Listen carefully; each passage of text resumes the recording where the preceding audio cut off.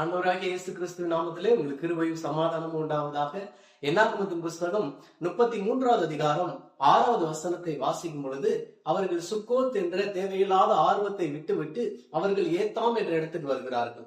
ஏத்தாம் அல்லது ஏத்தா என்றால் விப்தம், அவர்களோடு என்று அர்த்தம்.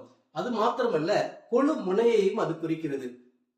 உதாரணமாக, ஒரு வயலிலே விவசாயி ஒருவர் விவசாயம் செய்கிறார் என்றால், அந்த ஏர் கலப்பைகளை அவர் கொண்டு போய் முன்பாக உள்ள எல்லா கரடு முரடுகளையும் அந்த ஏர் முனையானது அது வயலில் உள்ள நிலங்களை எல்லாம் சரி செய்து செம்மைப்படுத்தி மாத்திரமல்ல 100 மடங்கு விளைச்சல் உள்ள நிலமாய் மாற்றும். அதே போல நம்முடைய வாழ்க்கையிலே ஆண்டவருடைய வழி நடத்துதல் வரும் பொழுது, தேவ பிரசன்னம் வரும் பொழுது, ஆண்டவர் முன்பாக கடந்து செல்லுகிறவராய் இருக்கிறார். தடைகளை நீக்கி போடுகிறவர் முன்பாக கடந்து செல்லுகிறவராய் இருக்கிறார். இம்மானுவேல் என்றால் தேவன் நம்மோடு என்று அர்த்தம்.